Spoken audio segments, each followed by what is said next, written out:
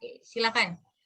Ya, selamat pagi Bu Retno dan teman-teman. Hari ini kami akan mempresentasikan mengenai sejarah akuntansi sektor publik Indonesia. Next.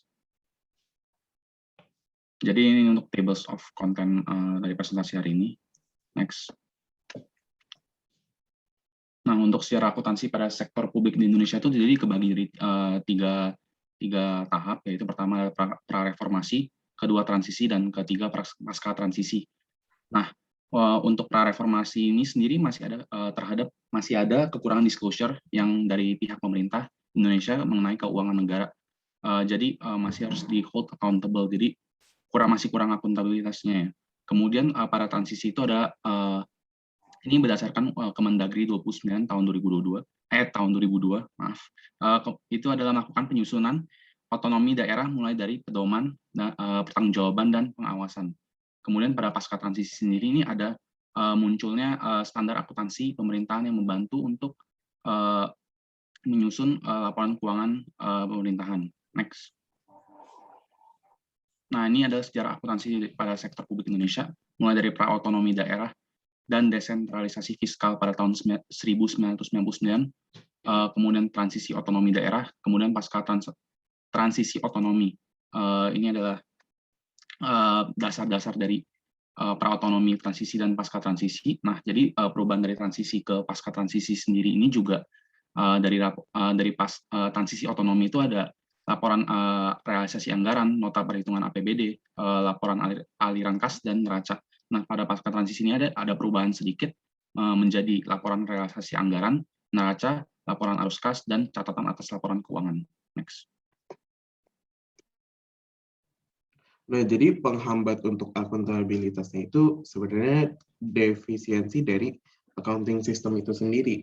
Jadi buruknya sistem akuntansi ini merupakan salah satu faktor penyebab tidak dapat diperolehnya informasi yang handal dan dipercaya untuk penerapan dalam akuntabilitas sepenuhnya.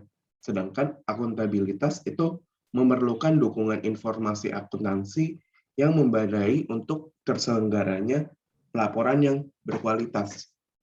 Nah, semakin menguatnya tuntutan akuntabilitas publik oleh lembaga-lembaga publik, baik dari pusat maupun di daerah, jadi itu karena banyak tuntutan ini, dan jadi adanya informasi dan disclosure atas aktivitas dan kinerja finansial pemerintah untuk memfasilitasi terciptanya transparansi dan akuntabilitas publik. Next. Kemudian kita membahas mengenai penggeraknya di Indonesia. Jadi apa sih motivasi untuk melakukan adanya reformasi di akuntansi sektor publik? Yang pertama itu karena ada faktor globalisasi, yaitu kita bisa melihat kalau misalnya di negara-negara lain itu banyak juga kinerja pemerintahnya yang sebenarnya kurang bagus, seperti adanya pemborosan, utang negara yang meningkat, dan juga ketidakefisienan dan sebagainya. Kemudian di Indonesia sendiri, karena terjadi krisis di tahun 1997, adanya reformasi di tahun 1998, dan juga pelaksanaan otonomi daerah yang di tahun 1999, itu menjadi salah satu trigger untuk melakukan adanya reformasi untuk akuntansi di sektor publik. Kemudian dengan adanya reformasi tersebut, yaitu pada reformasi tahap 2 atau pasca transisi, dibentuklah 3 paket undang-undang, yaitu yang berdasarkan data yang kami dapatkan, ternyata 3 paket undang-undang tersebut dibentuk sesuai dengan referensi dari New Public Management. New Public Management itu apa sih? New Public Management atau NPM adalah adopsi praktik pada manajemen swasta yang lebih bagus dibandingkan dengan praktik dari manajemen publik, sehingga untuk melaksanakan reformasi ini dianggap lebih bagus apabila kita mengadopsi beberapa praktik yang dilakukan oleh pihak swasta, sehingga akuntabilitas dan juga transparansi dapat meningkat. Kemudian pemerintah Indonesia juga sudah membuat yang namanya standar akuntansi pemerintahan, seperti yang dijelaskan oleh Mario tadi, itu berdasarkan pada Peraturan Pemerintah Nomor 24 Tahun 2005. Ini bertujuan untuk meningkatkan akuntabilitas dari laporan keuangan dari pemerintahan sendiri. Oke, selanjutnya dalam proses tahap reformasi ini juga terjadi beberapa perubahan dalam sistem akuntansinya.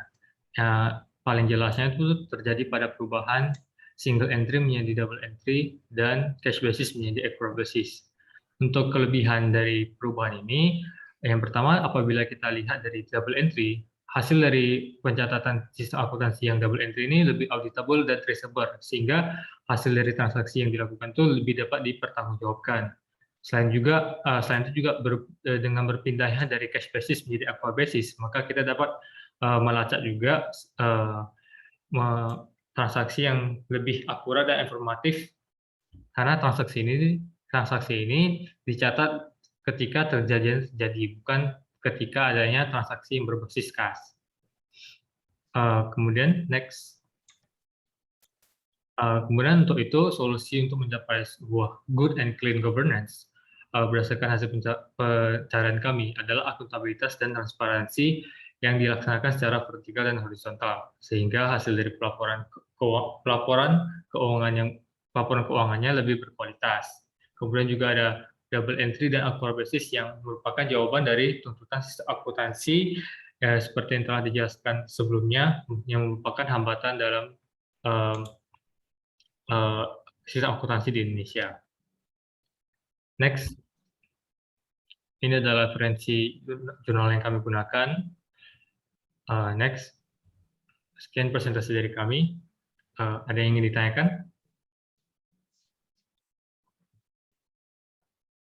Silakan dari teman-teman negara lain. Apakah menemukan pemicu yang sama atau apa gitu yang menggelitik? Silakan.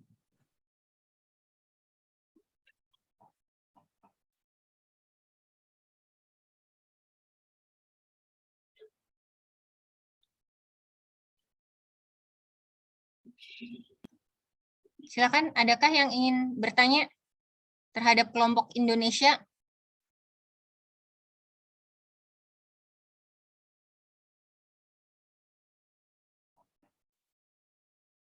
Sejelas itu?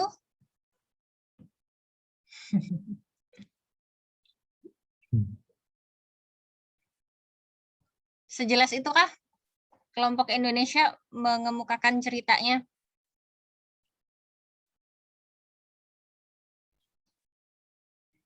Oke, kelompok ini emang relatif clear ya ketika menceritakan pemicunya reformasi gitu. Cuma yang perlu diluruskan, kita itu nggak semerta-merta dari cash ke accrual.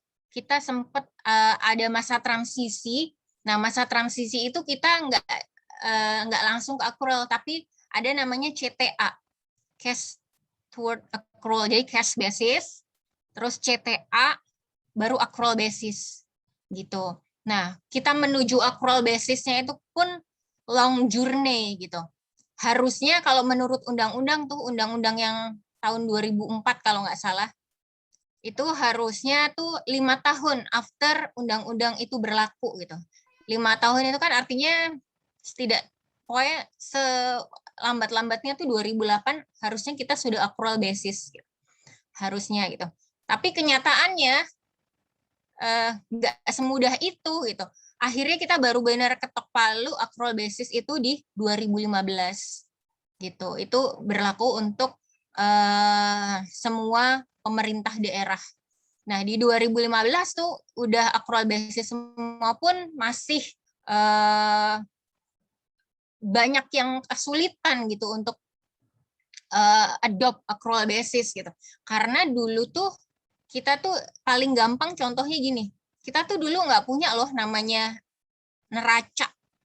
Kita nggak tahu loh asetnya negara itu apa aja, itu kita nggak tahu. Asetnya daerah itu apa aja nggak tahu gitu. Nah, ketika kita sudah convert ke accrual, kalau ke accrual kan otomatis ada neraca ya. Neraca itu kan ada asetnya. Nah, itu pada bingung gitu. Asetnya itu apa aja, gimana nyatetnya, ini jalan tuh jalannya siapa ya, jalan pemerintah daerah apa jalan pemerintah pusat. Nah, kayak gitu tuh kebingungan yang dialami oleh pemerintah daerah maupun pemerintah pusat gitu. Jadi banyak aset-aset negara yang ternyata selama ini tuh nggak tercatat gitu. Mungkin dicatatnya sebagai inventaris aja gitu ya. Ini punya ini, punya ini, punya ini gitu. Tapi masih ada atau enggak itu kadang nggak clear. Nah, itu ya yang perlu diluruskan tadi dari presentasi kelompoknya Stephen dan kawan-kawan. Oke, ada yang lain yang mau menambahkan atau ada pertanyaan? Sejelas itu? Oke, kita ke kelompok berikutnya. Terima kasih, Bu. Amerika Latin deh. Terima kasih, Bu. Sama-sama.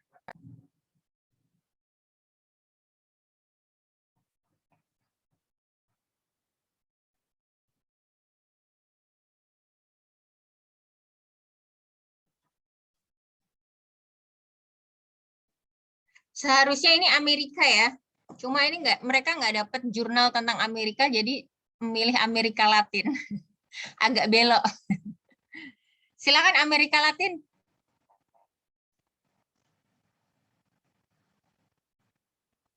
Siapa Amerika Latin? Bentar ya Bu, saya izin share screen. Oke.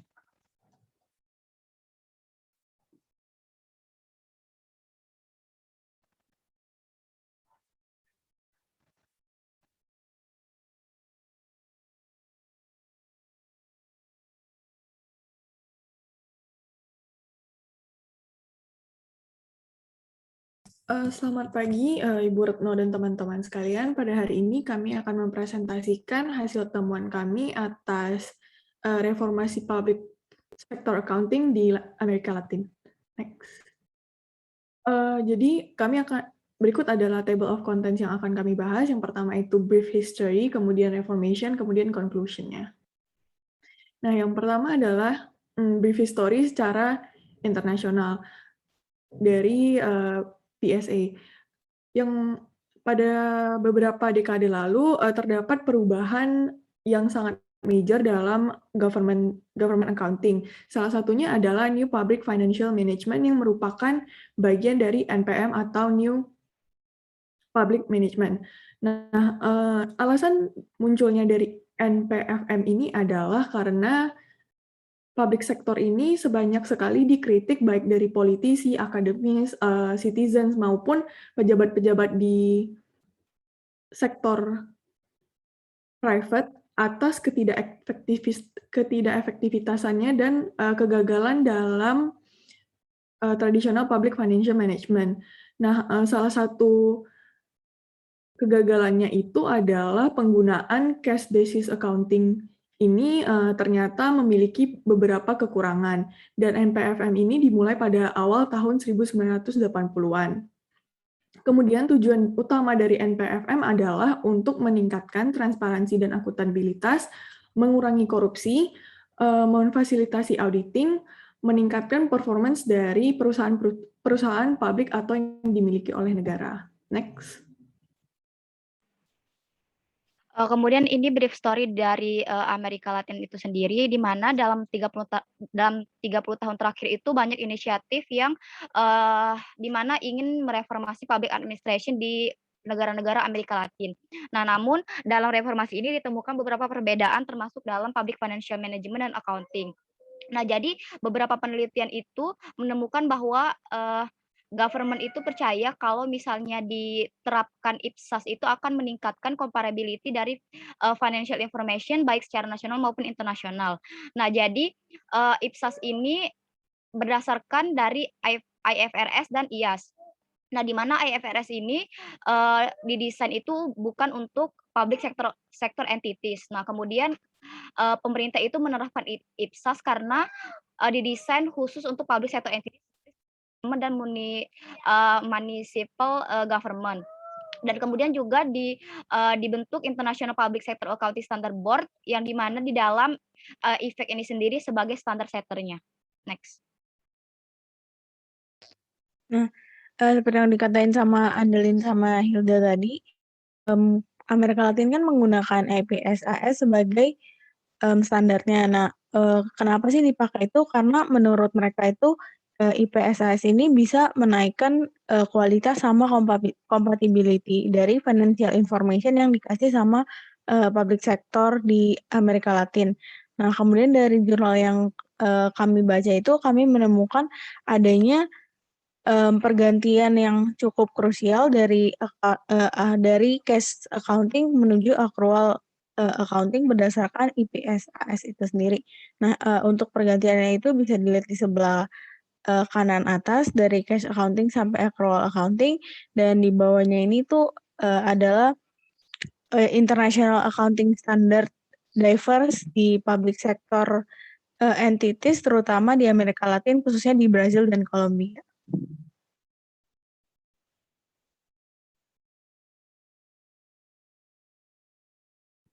Nah, untuk konklusinya sendiri, beberapa negara itu telah melakukan reformasi dalam standar akuntansi internasionalnya.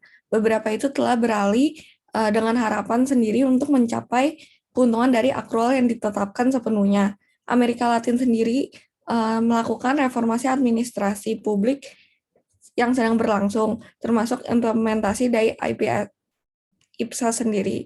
Adopsi IPSAS dari Amerika Latin sendiri dianggap oleh pemerintah itu untuk meningkatkan kualitas dan kompatibilitas informasi keuangan yang telah disediakan oleh badan sektor publik.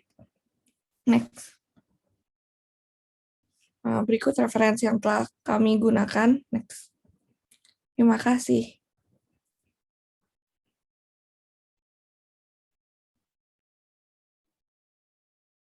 Oke, thank you, Mavelyn dan teman-teman yang lain. Silakan, adakah yang masih ingin ditanyakan terkait di Amerika Latin?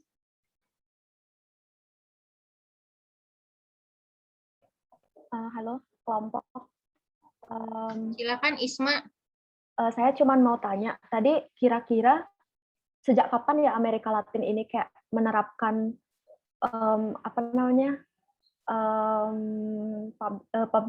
kayak public sector accounting-nya itu menerapkan new reformasi gitu. Biasanya apakah ada tahun spesifik gitu? Kayak sejak kapan gitu? Thank you. Saya coba bantu jawab ya, Bu. Makasih Isma atas pertanyaannya. Jadi selama kita baca jurnal dari research Latin Amerika atas NPFM-nya itu, mereka tidak menjelaskan bahwa ada tahun tertentunya, tapi bisa karena secara internasional NPFM-nya mulai dari 1980-an, bisa dianggap bahwa perubahan reformasi di Latin Amerika juga dimulai di tahun yang sama atau setelah 1980-an. Apakah sudah menjawab? Jadi Amerika Latin ini termasuk negara yang awal-awal gitu ya menerapkan PSA ini. Iya. Oke, thank you, Del. Makasih. Kalau pemicu spesifiknya apa ya di Amerika Latin ya? Pemicu spesifiknya terlepas dia ikut-ikut NPM gitu, maksudnya ikut-ikut dari negara lain gitu. Kalau di Indonesia kan clear ya waktu itu pemicunya salah satunya adalah reformasi negara kita itu. Nah kalau di sini Amerika Latin pemicu yang spesifik di negaranya itu ada nggak? Mungkin dia shift buat kayak expecting buat advantage yang dia dapat sih, Bu. Jadi kalau dari negaranya sendiri nggak ada gejolak. Kalau di Indonesia kan reformasi itu menuntut akuntabilitas, menuntut yang pemerintahan yang lebih clean. Akhirnya kita juga ke bawah, oh iya ya, ada konsep tuh namanya NPM. Gimana untuk membawa perubahan yang lebih baik, akhirnya kita shift ke accrual gitu. Kalau yang ini tuh nggak ada pemicunya apa gitu. Maksudnya yang lebih spesifik yang terjadi di negara itu, adakah gejolak tertentu gitu? Kalau di Amerika Latin? Kalau dari jurnal yang kita baca nggak ada sih, Bu. Dia lebih ke kayak secara general aja emang dia pengen nerapin pakai IPSAS tuh karena yang tadi si Hilda udah jelas juga, emang karena dari peraturan di sananya itu masih belum terlalu mencakup untuk public sector di sananya itu loh, Bu. Tapi kalau untuk spesifiknya per negara atau di Amerika Latinnya itu nggak ada penjelasan itu sih, Bu. Amerika Latin tuh mana aja sih? Negara mana aja?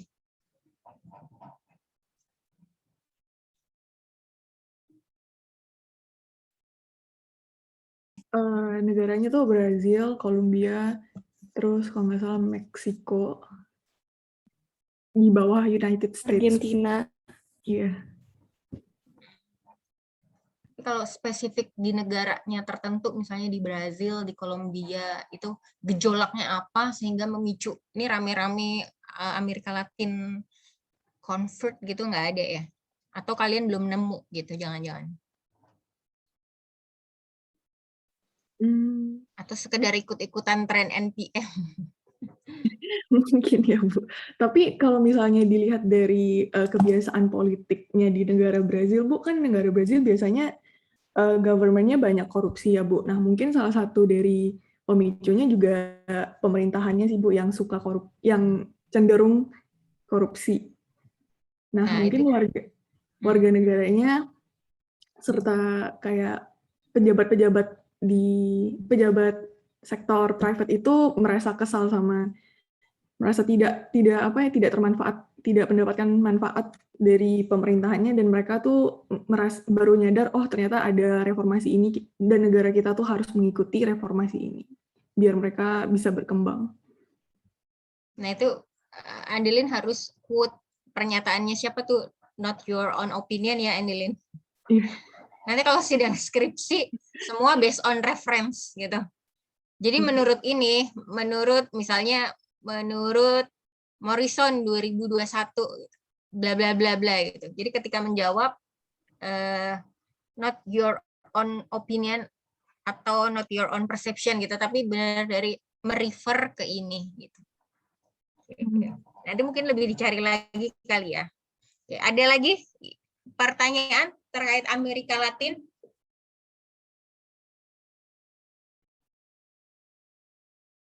Amerika Latin ini berarti kiblatnya ya ngelihat global ya, ngelihat NPM yang pertama kali mencetuskan tuh Australia kan ya. Berarti dia ngelihat global aja gitu ya. Oke, kalau nggak ada, thank you Gaby dan kawan-kawan. Makasih, Bu. Oke, selanjutnya Itali.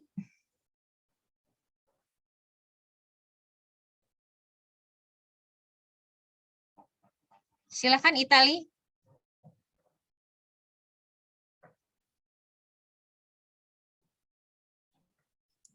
Bu, apa izin share screen ya, Bu?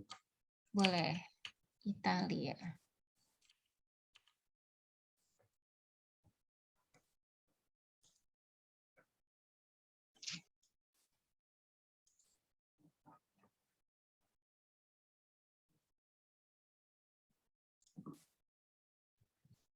Oh ya, Bu.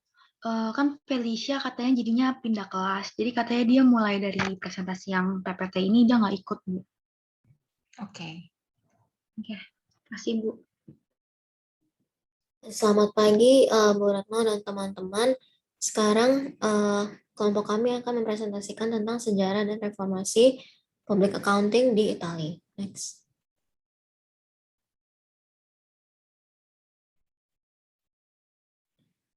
Dan berikut adalah hal-hal yang akan kita bahas. Ada history dan information, terus ada three governments, yaitu central, regional, dan lokal. Kemudian ada challenges. Next. Nah, ini ada sejarahnya sedikit. Ini dimulai pada tahun 1853, di mana setelah Italia bersatu, President of the Council of Ministers yang pertama itu, dia mengatakan kalau semua hal perihal revenue collections, all movable assets, real estate, and all accountants itu harus diawasi. Dan pengawasannya itu dilakukan dengan cara menerapkan double entry di dua jenis jurnal, yaitu Grand Libro atau General Ledger, dan Libro Journal atau Daily Ledger. Kemudian pas tahun 1869, ini ada pembuatan dua institusi administratif, yaitu State General Treasury dan State General Accounting Office, yang tugasnya ini tuh adalah untuk menyimpan catatan akuntansi. Kemudian pas tahun 1884 ini ada dibikin Consolidation Law, yang sebenarnya tujuan pembuatan Consolidation Law ini tuh adalah untuk menjadi single framework. Tapi frameworknya ini ternyata yang dibikin itu kurang spesifik, sehingga jatuhnya itu masih banyak kekurangan sama masih ada banyak loopholes.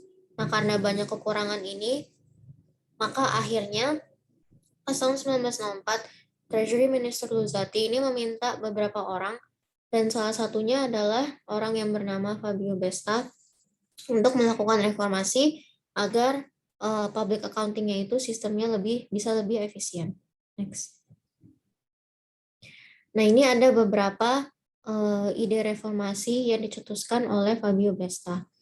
Pas tahun 1897, dia ini membagi wealth menjadi ada dua, yaitu income capital, di mana ini tuh yang digunakan untuk meningkatkan laba, sama goods for public use, di mana ini itu bukan untuk laba, contohnya itu adalah taman. Kemudian dia juga ada klasifikasi yang lebih jelas terhadap beban, di mana beban itu dibagi menjadi yang ada yang mandatory, di mana dia ini muncul karena adanya komitmen ke pihak ketiga dan dia bersifat wajib, dan ada beban ordinary, di mana beban ini tuh muncul untuk mendapatkan income yang lebih banyak.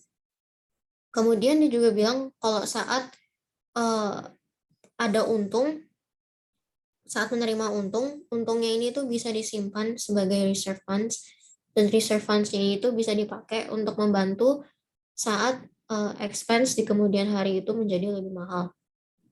Kemudian untuk final financial statement, itu dia mencangkup dua bagian, yaitu capital, dan satu lagi itu untuk income dan expense.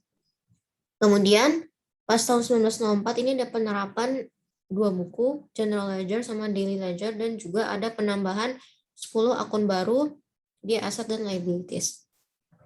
Kemudian pas tahun 1916 tuh dia ada ngomong soal budgeting, di mana kalau budgeting itu sebaiknya bukan cuman yang cash transaction doang, tapi melibatkan hal transaksi lain seperti yang bersifat kredit.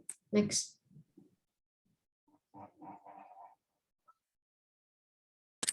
Nah, selanjutnya untuk Italy Public Sector Accounting Reformation itu pada tahun 1983 itu terjadi penciptaan Departemen untuk Public Service untuk mendukung Council of the Ministries-nya itu yang melakukan inovasi terhadap Italian Public Administrations. Terus pada tahun 1999 itu dibuat Observatory for Local Government Accounting and Finance untuk menyiapkan standar akuntansi. Lalu untuk 1995 itu, kalau sebelum reformasi itu kan central government-nya itu menggunakan cash basis of accounting. Terus pas tahun 1995-nya itu laporan keuangannya itu harus dilengkapi dengan accrual accounting data. Lalu pada tahun 2006 itu Italia terinspirasi oleh sistem akuntansi Eropa, di mana Italia itu memperkenalkan SIOPE untuk memantau arus keuangannya. Lalu pada tahun 2009 itu Italia itu mengeluarkan dua undang-undang. Yang pertama itu ada Law nomor 196 yang bertujuan untuk memenuhi tuntutan ekonomi dan keuangan dari European Union dan untuk mendukung tingkat transparansi yang tinggi. Lalu juga terdapat Law nomor 42 yang mengarah pada reformasi nasional untuk menciptakan federal structure di Italia. Next. Untuk 2011-nya itu dibuat Harmonization Law berdasarkan Law nomor 196 dan Law 42 tadi, di mana di sini itu terjadi penawaran sistem akuntansi umum untuk seluruh wilayah, local governments dan public entities lainnya. Lalu yang terakhir pada tahun 2014 itu Harmonization Law itu diperbarui dengan beberapa revisi setelah 2 tahun percobaan, dan sistemnya itu mulai diberlakukan pada tahun 2015. Di sini itu terdapat perkenalan chart of accounts yang membantu mentransformasi data berbasis uang tunai menjadi aktual, lalu juga sistem akuntansi dalam tingkat pemerintahan yang berbeda, yang akan membantu dalam konsolidasi public account, pengawasan, dan pemahaman yang lebih baik terhadap public expenditure.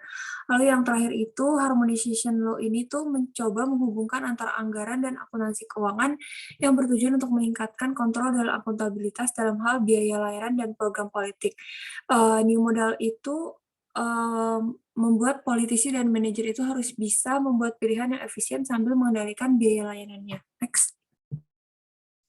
Nah, tadi juga disebutkan ada perbedaan dalam PA pemerintahan. Yang pertama ada central government, di mana di central government sendiri itu terdiri dari central government administration, autonomous entities depending on central government, dan juga agency dan authorities. Nah, dalam central government sendiri memiliki aturan khusus dan juga memiliki aturan akuntansi yang berbeda. Nah, ada 3 poin penting dalam central government. Yang pertama itu budgeting, yang tadi sudah disebutkan pada 1916 ada disebutkan juga budgeting. Nah, dalam central government sendiri ada yang disebut dengan national budget yang terdiri dari annual dan juga multi-annual. Nah, sistem ini harus di-approve oleh pemerintah yang nanti akan dikirim ke parlemen setidaknya paling lambat 15 Oktober pada masa tersebut. Nah, setelah itu tidak lupa disertakan laporan penghasilan juga pengeluaran selama periode kurang lebih 3 tahun. Nah, setelah dokumen tersebut dikumpulkan, dari pihak parlemen harus menyetujui hal tersebut yang setidaknya sampai 30 Desember pada masa tersebut yang bertujuan untuk mencapai tujuan yang sudah ditetapkan oleh Document of Economy dan Finance atau yang lebih dikenal dengan BEF.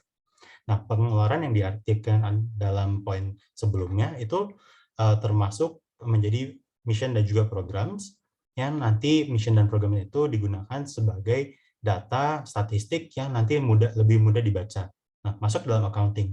Nah, accounting system itu sebelumnya itu menggunakan modified cash-based approach yang dikutip dalam jurnal tersebut tuh membutuhkan data yang dari cost accounting juga yang diterbitkan selama 3 bulan sekali. Nah, tujuannya itu untuk apa? Untuk mempertahankan kesehatan keuangan dan juga pengendalian utang dan juga pengeluaran publik. Nah, setelah era tersebut, ada sistem akuntansi baru yang dikenal dengan Reinforcement Modified Cash Basis yang mencatat pendapatan dan juga pengeluaran ketika hutang dan piutang itu kadaluarsa. Nah, tujuannya itu untuk apa?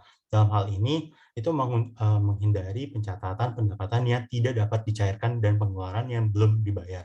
Nah, yang terakhir, ada financial reporting. Dari slide-slide sebelumnya juga ada disinggung dengan financial reporting. Dalam hal ini, di central government terdiri dari budget execution statement dan juga general asset account, dan juga dokumen lain yang harus disediakan untuk menentukan kegiatan apa yang harus dijalankan dalam hal treasury dan juga laporan laba rugi di central government. Selanjutnya itu regional government. Jadi untuk regional government itu tuh fokusnya lebih ke HL. HL itu tadi harmonization law. Dan ini baru dirasakan efeknya itu seperti yang Jori bilang, perubahannya itu dilaksanakan pas 2015. Nah, di sini tuh fokusnya lebih ke mereka punya sistem tersendiri. Dan ini sistemnya tuh maunya uniform. Jadi segala hal tuh ya udah satu form aja gitu, nggak ada bentuk lainnya lagi. Dan ini bisa dilihat banget di sistem akuntansi, anggaran tahunan, sama pelaporan keuangannya.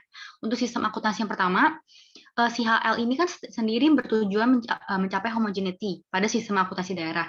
Sehingga buat semuanya itu, dia mau perhitungannya jelas, tapi udah ada standarnya gitu. Dan di sini tuh dia paling fokusnya di akuntansi biaya.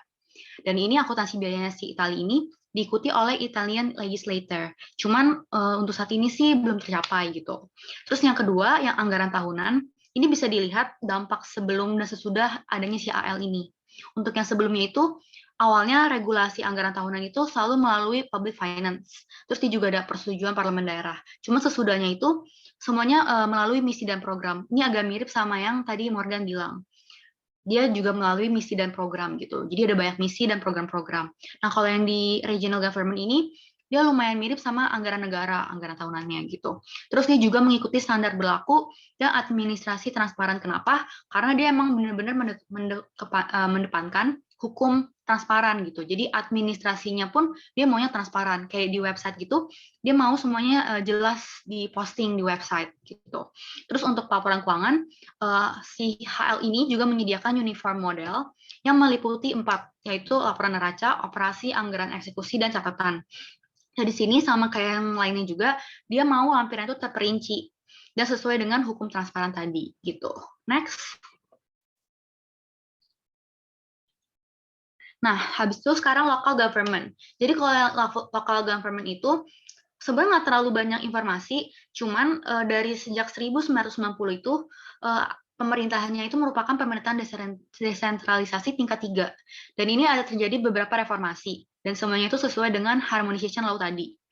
Nah, tujuannya ini ada 3. Introducing performance management, accrual accounting, sama strategic planning gitu. Terus di local government ini juga ada reformasi National Audit Court. Ini lumayan penting di local government. Kenapa? Karena sejak 1994 itu ada pengurangan kontrol pada legitimasi pemerintahan lokal. Nah, efeknya itu dampaknya banget terasa di peran auditor. Kenapa? Karena peran auditor jadi lebih relevan, yaitu lebih banyak berperan. Seperti 1 tahun kemudian itu bisa dirasakan banget bahwa si auditor sama Dewan Kota bekerja sama untuk meningkatkan efisiensi dan efektivitas manajemen. Nah, dampak yang paling berasanya banget itu di public finance. Kenapa? Karena public finance jadi lebih diamankan dan lebih terjamin. Dan ini pastinya sesuai hukum gitu. Dan yang terakhir ada anggaran dan laporan keuangan. Nah, di sini local government itu menyajikan secara tahunan. Lalu dia juga sangat mengedepankan aturan stability pact. Lalu dia juga mengikuti prinsip akuntansi yang berlaku, dan sejak 1965 dia menggunakan perhitungan akrual tingkat 1 gitu. Nah, masuk dalam tantangan utama di mana secara ekonomi dan politik banyak tantangan pada pembuatan single system of accounting standard untuk Italian public administration seperti pada RGS dan juga ISTAT. Nah, tantangan yang pertama itu adalah reformasi public accounting dari koordinasi public finance dengan harmonisasi yang diajukan oleh Union Eropa. Nah, tantangan kedua ada untuk meningkatkan transparansi dan kontrol menggunakan sistem harmonisasi untuk memfasilitasi public accountant. Yang ketiga ada tantangan dan tekanan untuk mengadaptasi akuntansi biaya agar standar akuntansi mampu meningkatkan perbandingan dan benchmarking dengan negara-negara Eropa lainnya. Nah, yang terakhir ada kurang proses latihan untuk civil servants pada hal akuntansi dan kurangnya penggunaan data accrual karena lebih fokus pada anggaran. Nah, sehingga muncullah beberapa konsekuensi seperti ada kesiapan pada reinforcement case-based accounting system sejalan dengan accrual basis accounting, karena ada disiplin pada pelaksanaan sesuai standar untuk Italian public administration agar memenuhi accountability requirements dan cross compensation biaya dan kualitas service. Yang terakhir ada wajib memfasilitasi kontrol yang lebih efektif dengan mensupervisi organisasi di negara Italia dan juga Eropa. Sekian dari kelompok Italia. Oke, terima kasih. Detail banget ya ini yang Italia. Ini kalian emang dapat jurnalnya yang sedetail ini ya? Iya, Bu. Kita sengaja cari yang benar-benar ngasih tahu sejarah sama reformasinya. Oke, cuma yang saya agak bingung tadi yang HL. HL itu semacam accrual accounting atau gimana ya?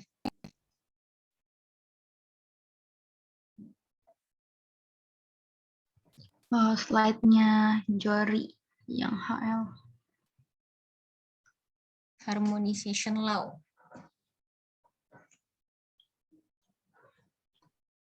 Setahu kami, apalagi yang pas bagian saya itu, harmonization law dia lebih kena efeknya itu ke anggaran sama akuntansi keuangan, tapi bukan persis ke bagian kayak tadi accrual gitu, enggak juga sih.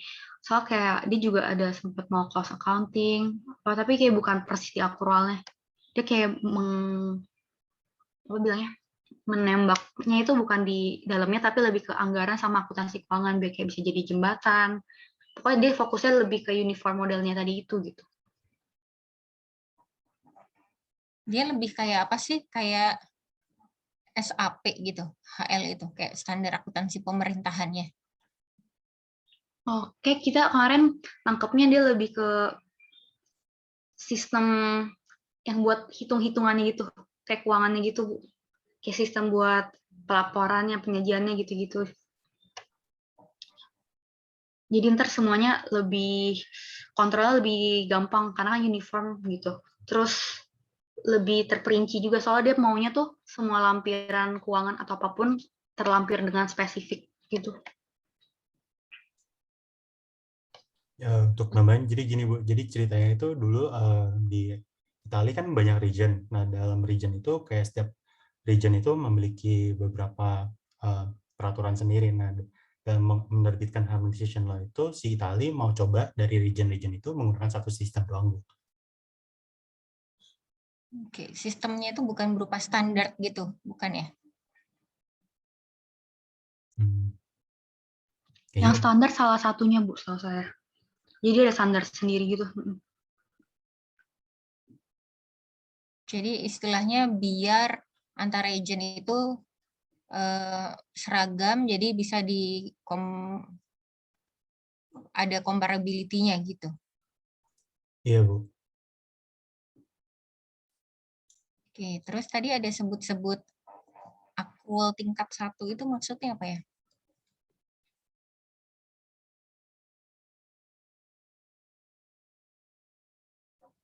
Di slide berikutnya deh kayaknya. Atau sebelumnya ya? Coba.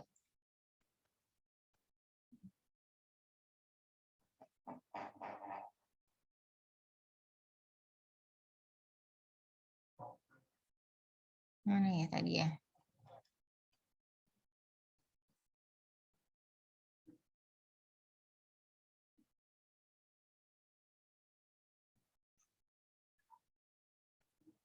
Kayaknya di bagian saya deh, Bu. Cuman waktu pas di jurnal itu nggak terlalu dijelasin. Coba saya sambil buka. Dia cuma kayak mention doang, Bu. Nah, ini. Anggaran dan laporan keuangan. Penyajian secara tahunan sesuai aturan Stability Pact, sesuai prinsip akuntansi dan perhitungan akrual tingkat 1.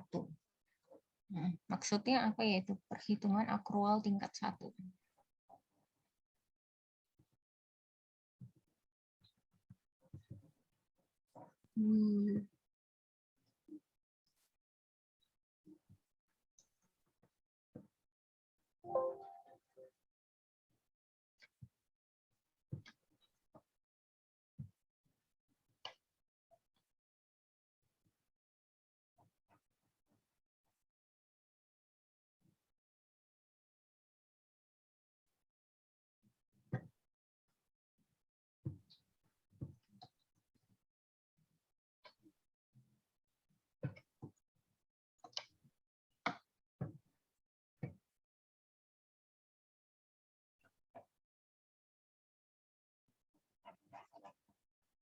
Oh, ini lebih ke yang double entry bookkeeping system.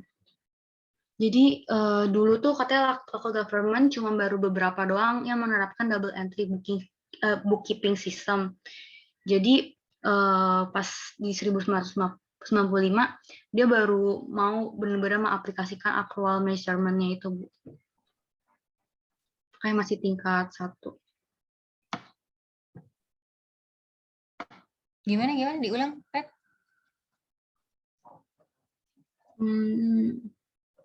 Katanya dulu itu di Italia baru beberapa local government yang mengimplementasikan double entry bookkeeping system, Bu. Jadi pas 1995 dia mau pastiin semuanya itu menggunakan double entry bookkeeping system kalau nggak salah di sini. Terus makanya pas 1995 dia baru mau mengaplikasikan semuanya accrual measurement di tingkat yang 1 gitu.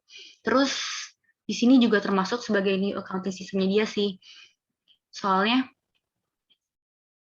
dia sekarang udah pakai yang tadi juga kasih tahu new modified cash basis system gitu.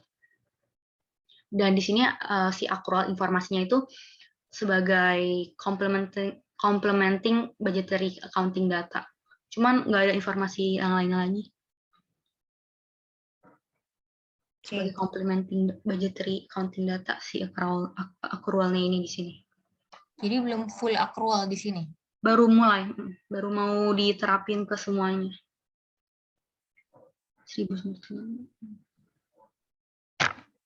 Kayak kalau dilihat dari ini kan di local government ya, kalau dilihat dari yang awal-awal tadi kan ada pembaharuan yang di 2014. Kalau yang di slide kalian itu.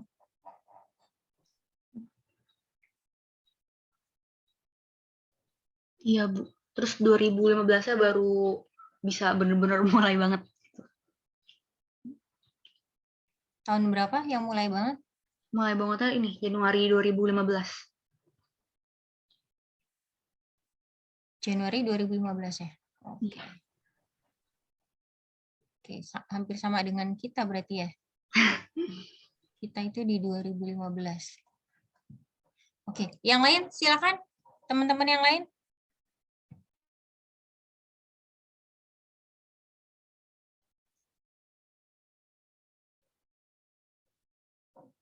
Ada?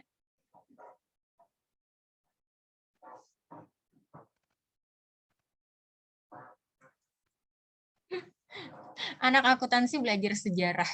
Oh, tapi penting loh.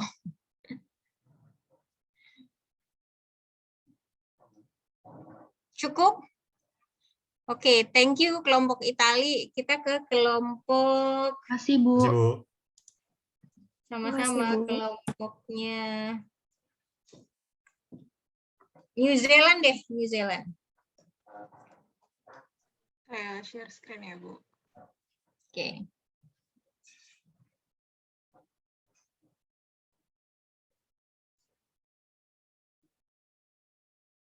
Udah kelihatan, Bu?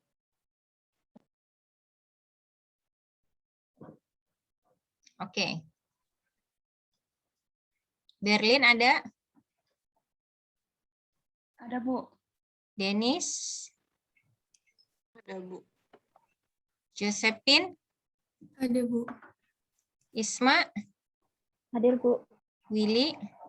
Hadir, Bu. Oke, silakan. Selamat pagi, Ibu Ratu dan teman-teman semua. Hari ini kami dari kelompok New Zealand akan menjelaskan sejarah dan reformasi akuntansi sektor publik di New Zealand. Kelompok kami terdiri dari Berlin, Dennis, Josephine, Isma, dan William. Next.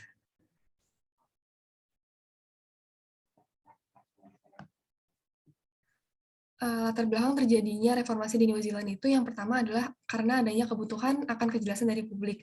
Sebab saat itu kondisinya terdapat ambiguitas dan ketidakjelasan dari pihak berwenang dalam sektor publik.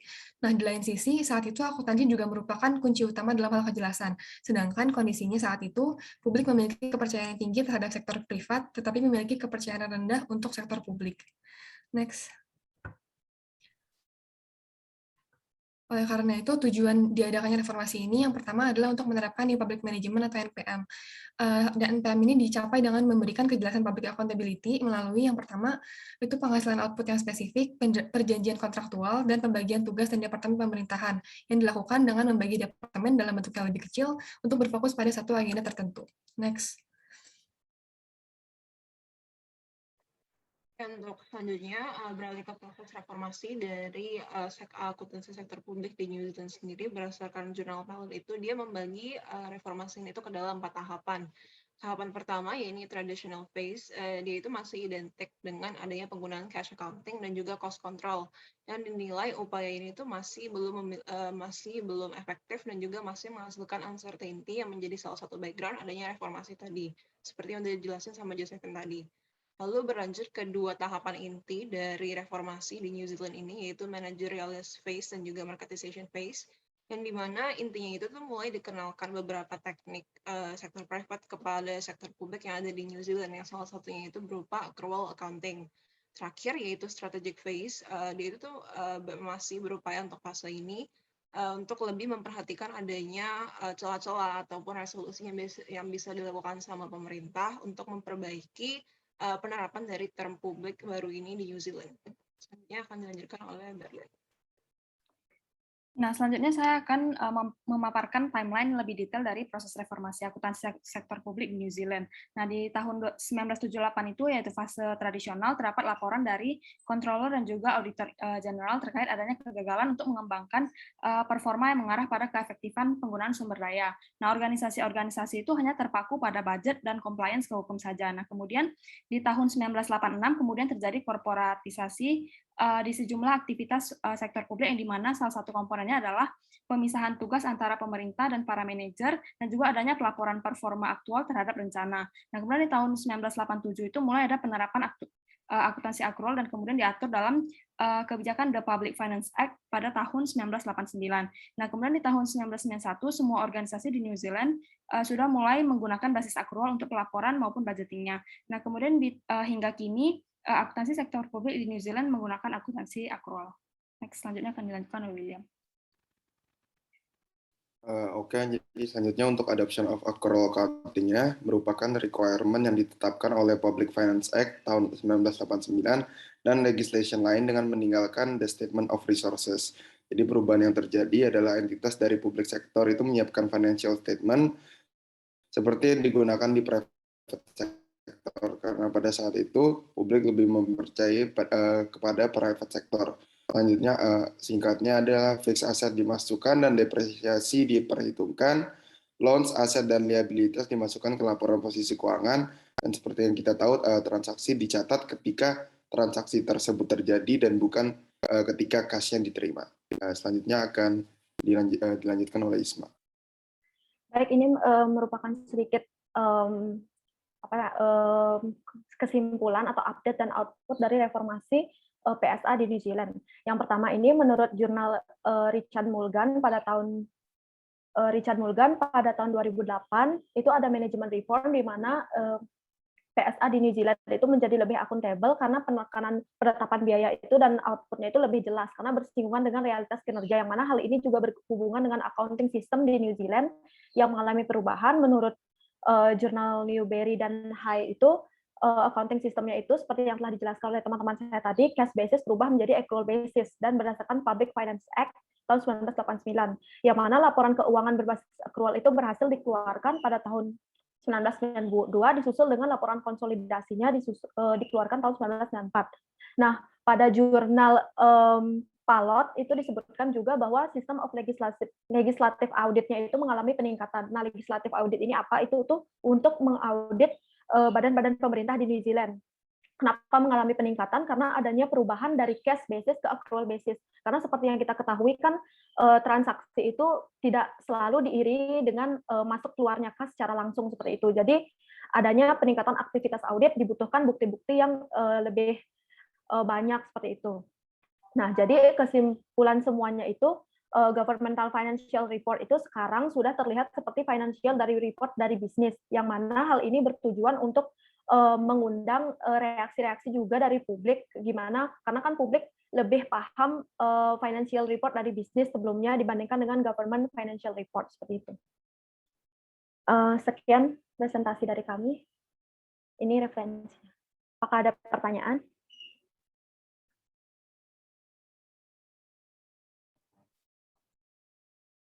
Silakan dari teman-teman.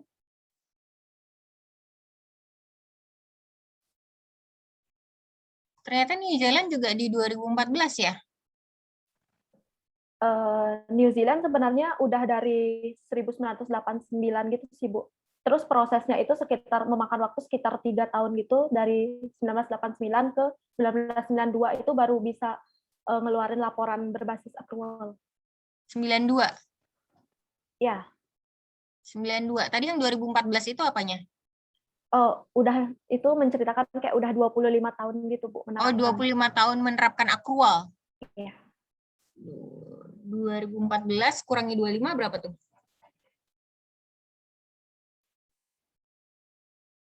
1989. 1989. Oke, coba nanti kita compare sama Australia. Setahu saya New Zealand itu setelah Australia. Berarti dia bahkan accrual di 89. Wow, mapan banget ya. Kita baru di 2015. Oke, coba nanti kita compare sama yang Australia deh. Oke, ada yang mau bertanya? Silakan.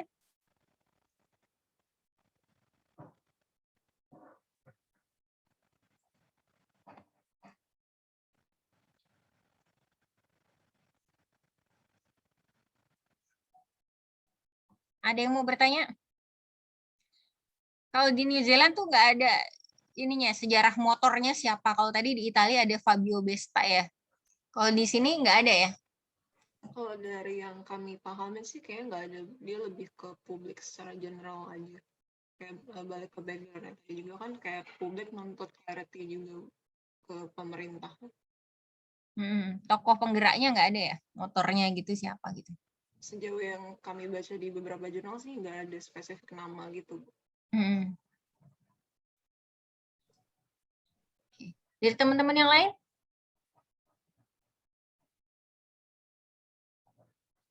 New Zealand tuh yang termasuk mapan ya setelah Australia.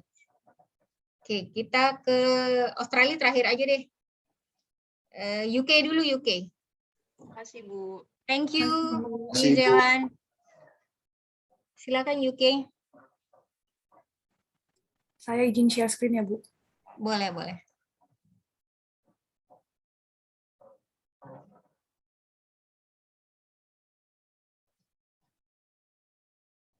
Sudah kelihatan, Bu? Udah. Ini hadir semua? Erin? Hadir, Bu, seharusnya. Marcella? Ada, Bu. Erin ada ya? Ada, Bu. Bibi ada. Shani? Ada, Bu. Wina? Ada, Bu. Silahkan. Oke, jadi selamat pagi Bu Retno dan teman-teman. Kali ini kelompok dari UK akan mempresentasikan histori tentang public sector. Next. Ini adalah table of content kita pada hari ini. Next. Yang pertama dari introduction. Next. Nah, untuk dari introduction-nya sendiri, beberapa dari orang yang bekerja di sektor publik Inggris ini tidak menyadari adanya ledakan penggunaan indikator kinerja di tahun 1980-an. Maka dilakukan pemeriksaan tujuan information system sektor publik. Nah, pendekatan untuk menganalisis indikator kinerja ini kemudian nanti dibahas dan jurnal ini diakhiri dengan beberapa kesimpulan tentang dampak indikator kinerja terhadap kinerja sektor publik. Next. Nah, beralih kepada information system-nya sendiri. Next.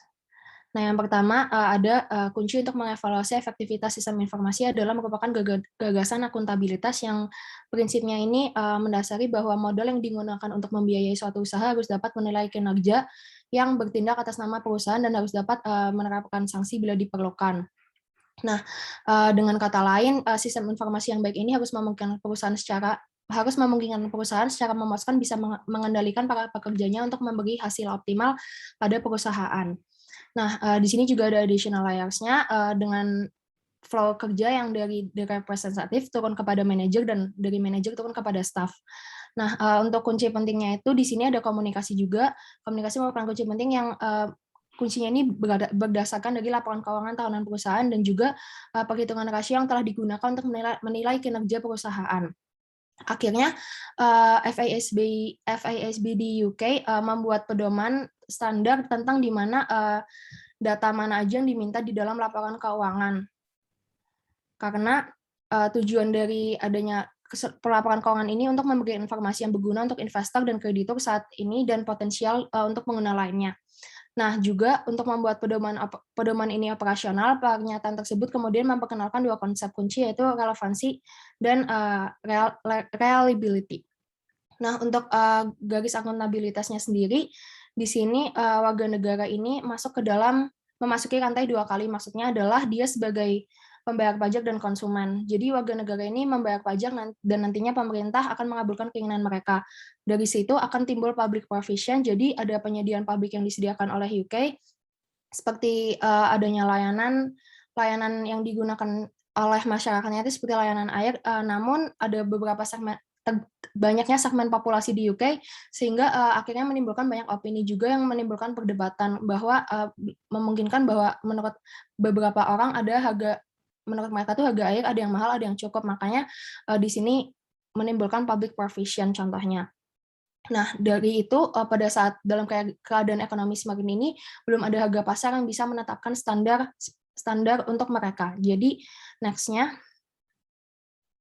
maka akhirnya timbul situasi seperti ini yang dimana bahwa mekanisme kontrol yang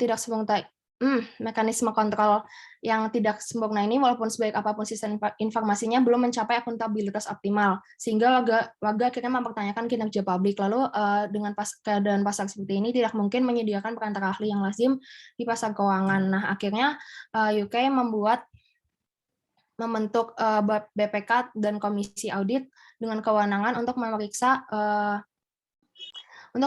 ekonomi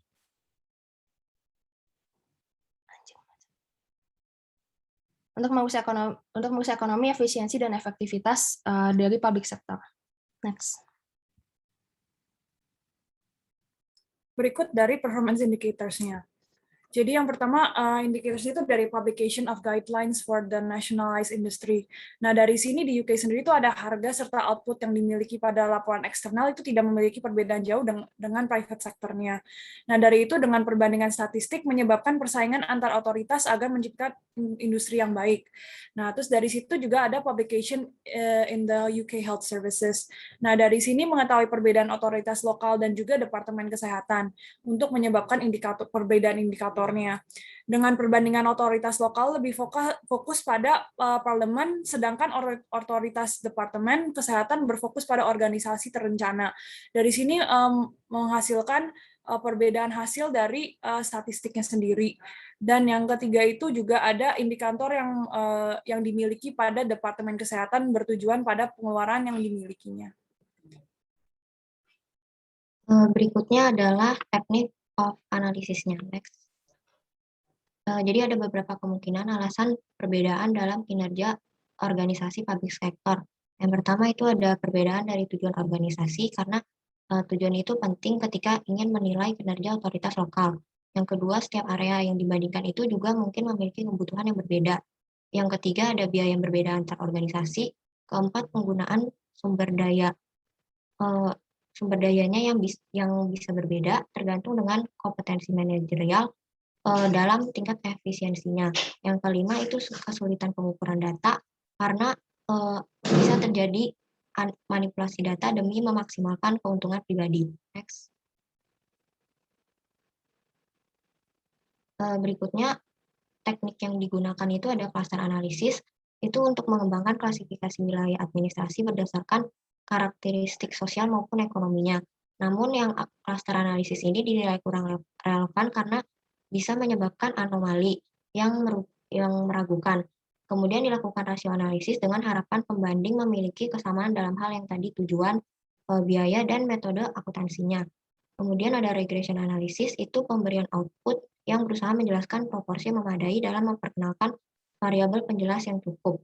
Dan yang keempat, data development analisis, itu mencari kombinasi linear dari organisasi yang mengkonsumsi input yang sama dan memaksimalkan output di semua dimensi. Next. Berikutnya saya akan menjelaskan untuk bagian discussion. Next.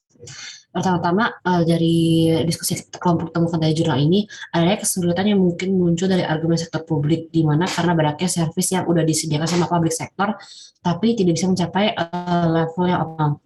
Nah, berikutnya juga ada kegiatan-kegiatan yang dialihkan dari awalnya private sector ke public sector ke private sector, di mana ini mengharuskan kita untuk melakukan tindak lanjut dalam mengukur performa dan juga untuk memastikan bahwa kekuatan untuk monopoli itu tidak dieksploitasi.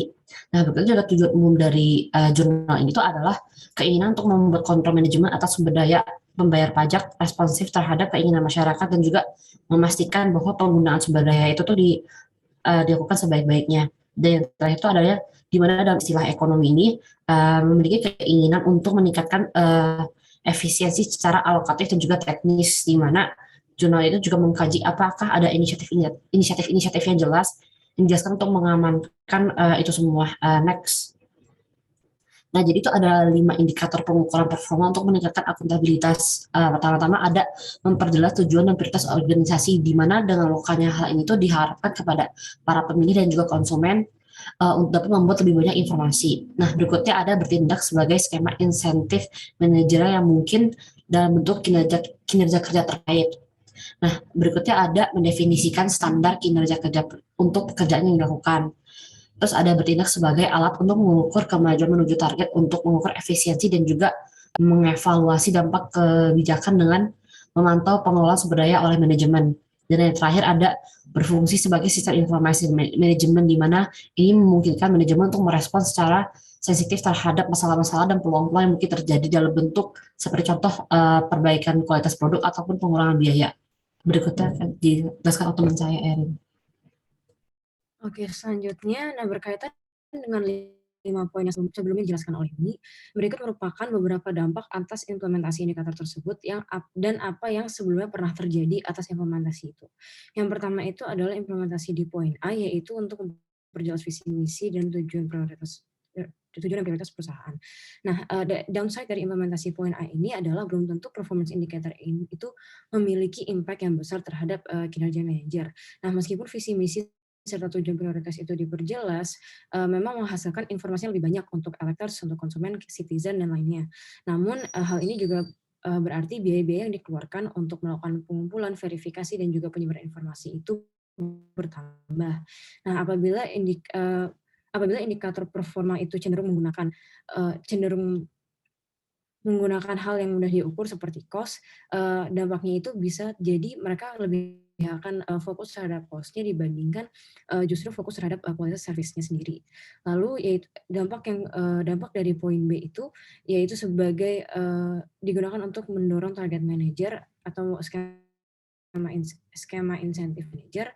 Nah, atas indikator ini sebelumnya itu pernah terjadi suatu behavior distortion dalam sistem performance target yang diilustrasikan dalam sejarah distribusi hibah pemerintah pusat kepada otoritas lokal Inggris pada tahun 1980-an, sehingga indikator ini masih ada kelemahannya kalau digunakan. Lalu yang C itu untuk menyempurnakan standar kinerja untuk pekerjaan yang dilakukan oleh kontraktor swasta. Hal ini juga masih sulit diimplementasikan karena masih ada kesulitan dalam memasukkan kriteria-kriteria yang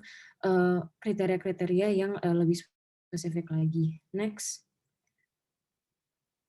Lalu yang D itu adalah performance indicator sebagai alat mengukur kemajuan target, yaitu pengukur efisiensi dan juga efektivitas. Nah, ini dapat dilakukan menggunakan teknik seperti yang tadi telah dijelaskan oleh Shani, yaitu cluster analysis dan analisis lainnya.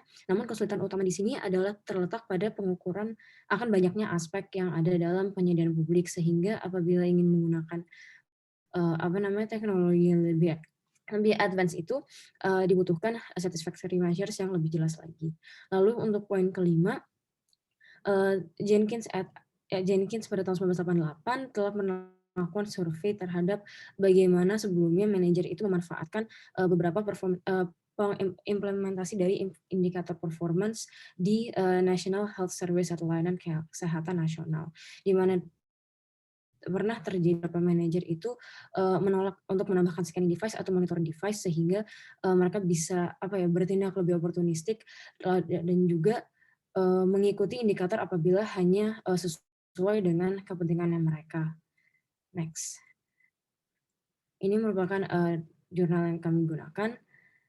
Sekian dari kelompok kami, terima kasih.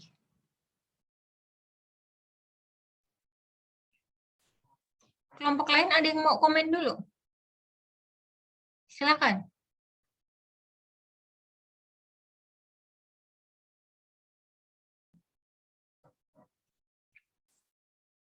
Kalian tinggal tidur ya? Ada yang mau komen dulu nggak? Silakan.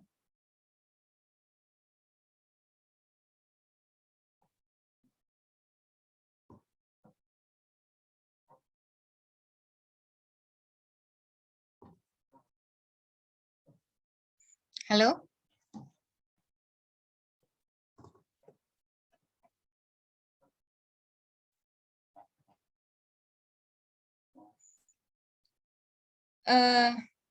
kelompok yang UK ini apa nggak dapat jurnal terkait sejarah dan reformasi akuntansinya dulu nih, sebelum ke performance indikator?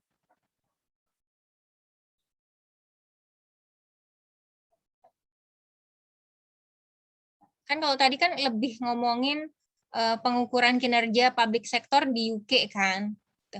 Tapi sejarah dan reformasinya public sector di UK sendiri itu belum cerita gitu di presentasi kalian gitu.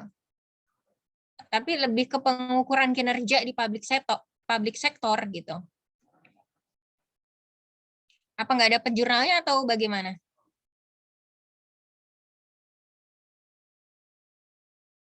Ada sebenarnya jurnalnya.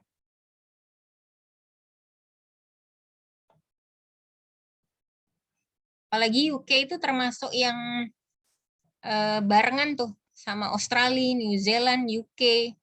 Itu hampir sama tuh ketika mereka menggaungkan NPM tuh. Kalau orang Jawa bilang unda-undi gitu. Kalau tadi kan sebenarnya belum mengemukakan sejarah dan reformasi akuntansinya nih, dari sisi akuntansinya. Tapi dari sisi pengukuran kinerjanya. Nah, itu part lain dari public sector accounting gitu, part lain gitu. Ketika kita sudah istilahnya laporan keuangannya sudah mapan, akan lebih mudah mengukur kinerjanya gitu. Ini kan part lain nih. Oke. Nah, nanti ini yang UK, nanti kan ada tugas lagi nih. Ada tugas lagi nanti sesuai negara kalian ya. Nah, mungkin nanti ditambahin yang UK ini sejarah dan reformasi akuntansinya nih. Ya, jadi sebelum ngomongin implementasinya.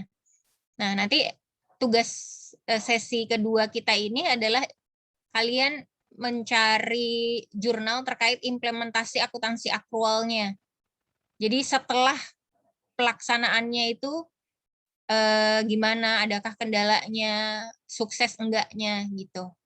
Nah, nanti yang kelompok UK ditambahin lagi yang sejarah dan reformasinya. Gitu. It's good ngomongin pengukuran kinerja, tapi itu part lain dari public sector accounting gitu. Sebelum ngomongin ini, itu akuntansinya tuh harus sudah mapan dulu. Baru bisa kita ngukur kinerjanya. Gitu. Kalau di Indonesia sendiri, pengukuran kinerja di public sector itu juga istilahnya termasuk relatif baru gitu. Apalagi yang makainya KPI. Nah, KPI sendiri itu pertama itu justru di Kementerian Keuangan. Kementerian Keuangan pakainya KPI. Baru diikuti oleh kementerian-kementerian lain, terus pemerintah daerah gitu. Nah, itu pun kita pakai KPI itu baru banget. Bahkan mungkin pas reformasi birokrasi itu. Mungkin sebelum accrual accounting ya, pokoknya pas zamannya Bu Sri Mulyani yang reformasi birokrasi, nah itu pengukuran kinerja di public sector itu sudah pakai KPI. Jadi itu ya, UK tim ya, nanti ditambahin ya, di sesi kedua ini sejarah dan reformasinya, accountingnya dulu gitu. Karena yang itu tuh part lainnya. Baik, Bu. Baik, Bu. Baik, Bu. Oke, thank you ya UK. Yang terakhir yang Australia. Silakan.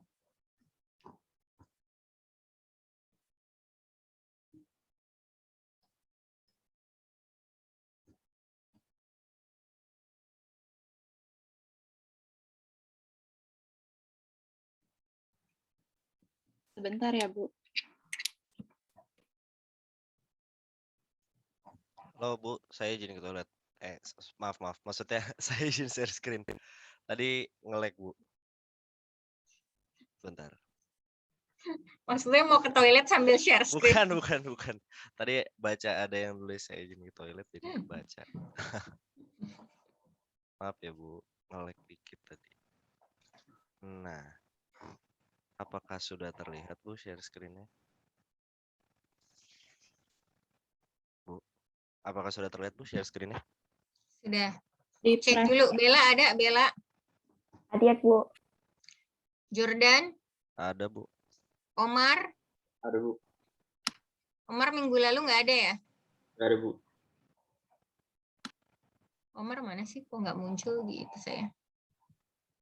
Halo. Tania? Hadir, Bu. Tania ada. Torik? Hadir, Bu. Oke. Silakan Australia. Oke, jadi selamat pagi, Bu Retno dan juga teman-teman sekalian. Jadi pada kesempatan kali ini kami dari kelompok 4 akan membahas mengenai sejarah dan reformasi akuntansi sektor publik yang ada di Australia. Next. Berikut ini adalah pembahasan kelompok kami pada hari ini. Next. Jadi pertama-tama saya akan mencoba membahas mengenai informasi umum dari sejarah akuntansi sektor publik yang ada di Australia. Next. Jadi secara umum pendekatan reformasi tata kelola sektor publik di Australia itu berbeda secara internasional. Jadi reformasinya itu dilakukan lebih komprehensif dan sistemik bahkan sejak awal masa reformasinya, yang membuat reformasi Australia ini dikatakan berbeda dengan negara-negara lainnya. Nah, reformasi ini juga berlangsung dalam 3 fase. Next. Nah, berikut ini adalah timeline dari reformasi yang ada di Australia. Next. Sebelum adanya reformasi, akuntansi sektor publik di Australia ini memiliki sistem tradisi administrasi Anglophone. Jadi negara-negara yang dikategorikan sebagai negara Anglophone itu seperti Australia, Inggris, Kanada, dan Selandia Baru. Nah, negara-negara tersebut tuh memiliki kesamaan tradisi karena sejarah di masa lampau sebagai negara dari koloni Inggris. Dengan kondisi yang seperti ini, akhirnya terbentuk sebuah pola komunikasi yang berbeda sehingga menjadi sumber informasi terkait ide dan bagaimana cara pendokumentasian sehingga terbentuklah sebuah sistem tersendiri bagi negara-negara di Anglophone itu. Next.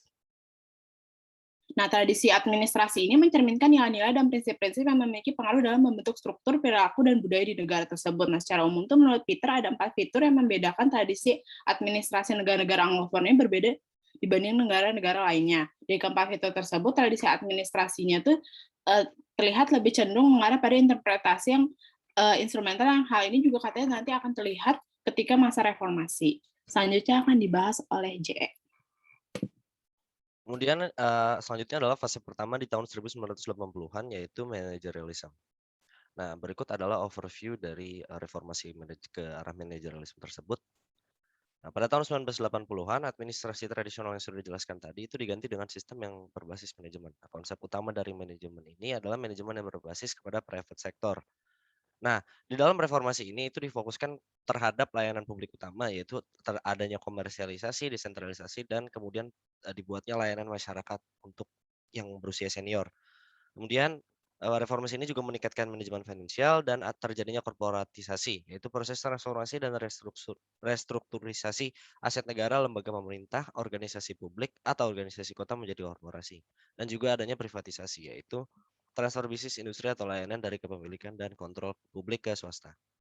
Kemudian ada Financial Management Improvement Program atau FMIP yang mendominasi reformasi pada tahun 80-an ini, di mana Australia lebih fokus terhadap akibat, hasil, dan manajemen yang berorientasi kinerja. Terdapat perhatian yang lebih juga kepada program budgeting dan manajemen, yaitu di FMIP tadi. Kemudian reformasi ini juga membuat momentum yang menghasilkan arah baru yang terkait dengan agenda reformasi ekonomi mikro, yang muncul yang paling signifikan elemen menjadi reorganisasi utama dari mesin pemerintah. Fase selanjutnya akan dijelaskan oleh teman saya. Fase selanjutnya itu fase kedua, New Public Management yang terjadi pada sekitar tahun 1990-an. Next. Nah, berikut overview dari era NPM ini. Next. Nah, New Public Management sendiri merupakan fase kedua pada era reformasi yang berfokus pada perbaikan manajemen. Di dalam era NPM ini terdapat beberapa jenis pasar pada sektor publik, yaitu pasar internal dan pasar eksternal. Pasar internal sendiri yaitu kegiatan dalam layanan publik yang melibatkan transaksi publik murni. Sedangkan kalau eksternal yaitu transaksi publik swasta seperti kontrak keluar. Nah, fokus nasional pada era ini yaitu peningkatan daya saing dan munculnya Dewan Pemerintah Australia. Kedua fokus tersebut menghasilkan agenda untuk merasionalkan dan mendesentralisasikan pemberian layanan dalam sektor publik nasional. Nah, agenda di atas juga mencangkup layanan publik inti yang difokuskan pada kebijakan, regulasi, dan pengawasan pemberian layanan. dan juga daya saing pemberian layanan dengan penggunaan sektor swasta yang lebih besar dari sebelumnya.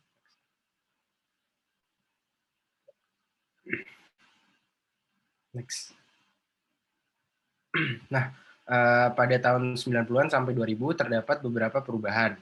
Yang pertama yaitu kerangka kerja manajemen keuangan utama diperkenalkan dengan penganggaran pada accrual basis. Yang kedua yaitu mulainya pelaporan hasil kepada pihak eksternal atau pelaporan keluar. Dan yang terakhir yaitu lembaga lebih memfokuskan ke perkiraan anggaran dan pengelolaan keuangan. Selain itu, perpindahan dari basis kas ke basis aktual akuntansi di sektor publik Australia sendiri adalah elemen kunci dari program reformasi New Public Management dan peristiwa penting secara historis. Dan juga akuntansi akrual di Australia melibatkan pelaporan keuangan akrual, sistem manajemen, pelaporan pemerintah, dan penganggaran. Selanjutnya akan dilanjutkan oleh Bella. Selanjutnya saya akan menjelaskan terkait fase 3 reformasi yang terjadi pada tahun 2000-an, yaitu Integrated Governance. Next. Berikut ini merupakan sekilas terkait reformasi pada tahun ini. Next. Untuk era ini ada 4 dimensi dasar pembentuk Integrated Governance, yaitu fokus pada lembaga pusat yang menjadi aktor utama yang mempengaruhi departemen, koordinasi, pengawasan, dan implementasi yang dilakukan oleh pusat, dan adanya departementalisasi. Next. Latar belakang dari era ini adalah karena adanya kekurangan sistem dan respon, sehingga diperlukan penegasan kembali pusat dan Departemen Kementerian Australia agar dapat mendukung keamanan pusat yang lebih kuat. Tren ini menekankan pada hubungan horizontal dengan adanya program cross-agency dan memperluas vertical relationship. Pendekatan whole of government dipusatkan pada agensi pusat yang memberikan arahan pada agensi dan pelayanan publik. Hasilnya adalah mengarahkan strategi dan manajemen dari pusat dan melakukan rebalancing posisi pusat dan agensi lainnya. Dasar elemen kontrol politik pada era ini adalah penggunaan program untuk menciptakan informasi keuangan bagi para menteri, penekanan pada koordinasi strategi antar kabinet, melakukan kontrol agenda kebijakan utama, menghapus badan-badan sebagai bagian dari rasionalisasi dan integrasi, serta melakukan pengawasan penyampaian dan implementasi kebijakan pemerintah. Tujuannya adalah menekankan pada penyampaian yang efektif, serta memberikan saran kebijakan sesuai hasil pengarah dan manajemen strategis. Next. Departementalisasi disesuaikan dengan otoritas undang-undang dan merebut kontrol badan-badan yang tidak sesuai dengan tata kelola perusahaan, yaitu sektor swasta. Governance mode dari integrated governance adalah state-centric, sehingga sering juga disebut dengan state-centric governance. Kekurangan pada era ini adalah hubungan eksternal masih belum terpusat pada tata kelola publik dalam proses masyarakat yang dapat dilihat dari agenda integrated governance. Selanjutnya akan dijelaskan oleh Omar. Kemudian pada tahun 2010-an tuh ada kerangka kerja yang dinamakan Ahead of the Game, yang memiliki arti yaitu kerangka kerja untuk administrasi pemerintah Australia. Nah, kemudian bidang-bidang khusus yang menonjol dalam blueprint tersebut adalah keterlibatan warga, pemerintah bersama, hasil bersama, dan secara lebih umum mencapai dan mempertahankan perubahan budaya. Kemudian di tahun 2010 ini, ada ketidakstabilan lingkungan secara internasional yang menyebabkan pemerintah menghadapi tekanan fiskal yang tinggi. Nah, hal tersebut menyebabkan terjadi defisit dan pengurangan tenaga kerja. Kemudian ada renewal, yaitu memperbaiki kerangka kerja yang tadinya terlalu kompleks dan belum mencapai target, dengan menghidupkan kembali program laporan anggaran dan bentuk dasar laporan. Next. Kemudian di tahun 2010-an, fase collaborative governance ini, society-centric tentang collaborative governance memiliki sistem yang lebih terbuka dan melibatkan aspek akuntabilitas masyarakat yang luas. Pada tahun 2011, Australia itu mulai menggunakan sistem Commonwealth Financial Accountability Review atau CFAR sebagai internal public service consultation. Tujuan dari CFAR sendiri adalah meninjau kerangka keuangan yang saat itu masih terbatas, kemudian memeriksa pilihan dan mengembangkan kerangka kerja baru. Alasan CFAR yang melakukan tinjauan adalah untuk mencerminkan keterbatasan kerangka keuangan dan kebutuhan untuk menanggapi perubahan sikap dan lingkungan terkait peran warga negara, kompleksitas kebijakan, perkembangan teknologi, dan kerjasama antar departemen pemerintah. Next. Sekian presentasi dari kelompok. Terima kasih. Ini referensinya. Oke, jadi Australia mulai akrual di tahun berapa ya? Kalau menurut yang kita baca kan tahun 1990-an, tapi baru benar-benar itu tahun 1999 gitu sih, Bu. Berarti kalau mapan lebih mapan New Zealand? Sebenarnya kayaknya dalam waktu yang kami baca pun karena mereka dari sama-sama negara Anglophone tuh sebenarnya nggak terlalu jauh gitu sih, Put. batasan waktunya, karena ada batasan waktunya tuh ada yang beda-beda gitu Bu tahun-tahunnya, tapi rata-rata di tahun 1990-an itu mulai menerapkan namanya accrual basis bagi negara-negara Anglophone gitu. Oke, terus yang di tahun 2010 itu apa sih? Perbaikan atau gimana sih? Itu yang katanya itu ada yang barunya setelah dari yang tahun 2000-an terus ubah ke 2010. Itu katanya untuk memperbaiki kerangka kerja yang dulu tahun 2000-an udah dibuat, tapi ternyata katanya masih kurang efektif. Terus makanya mau dibuat lagi yang baru, yaitu tahun 2010-an gitu sih, Bu. Yang nggak efektifnya tuh di apanya ya? Mau nambahin, Bu. Jadi kayak misalnya di tahun 2000 itu kekurangan itu kan pada eksternal. Nah, di tahun 2010 tuh mulai dilibatkan orang-orang eksternalnya gitu, ke masyarakat gitu-gitu. Dalam hal apa? Membuat laporan keuangan. Enggak, maksudnya kayak kasih feedback gitu-gitu dari yang saya baca. Feedback apa nih?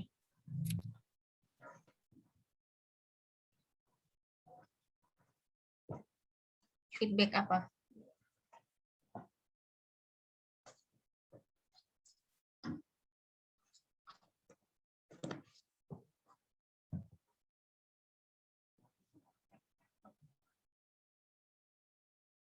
Jadi pelibatan masyarakat di apa nih? Di anggaran kah? Atau Di jurnalnya sih cuman dibilangnya tuh kan ke yang tahun 2000-an itu ada kekurangan dengan hubungan eksternal dari apa yang saya baca. Jadi mungkin dalam sistem dia dari publikasinya atau dari penganggarannya juga mungkin agak melibatkan hubungan eksternal gitu sih Bu. Jadi nggak terlalu terfokus pada pemerintahannya aja, tapi kayak ada dia melibatkan pihak lain untuk dalam pembuatan anggarannya, kayaknya sih gitu sih Bu dari apa yang saya tangkap.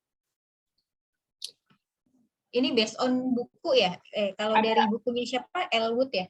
Iya Bu, ada dari jurnal Bu. Jurnal juga ada Bu. Mirip-mirip sih Bu. Dari Halligan itu rata-rata. Oh, si Halligan ya? Bukan Elwood ya? Iya Bu, bukunya juga mengacu ke Halligan itu Bu, jurnalnya. Iya, Halligan. Kalau di buku dijelasin ya tiap fasenya itu ya, tiap fasenya sampai dia convert ke akrualnya.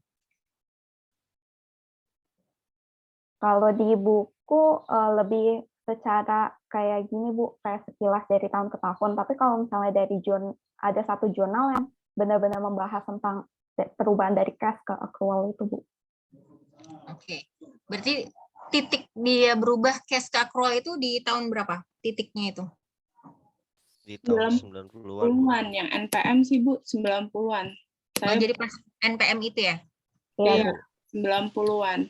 Sebenarnya nggak jauh beda sama New Zealand gitu sih Bu katanya. Saya baca-baca dari yang jurnal lain juga nggak terlalu jauh beda gitu tahunnya.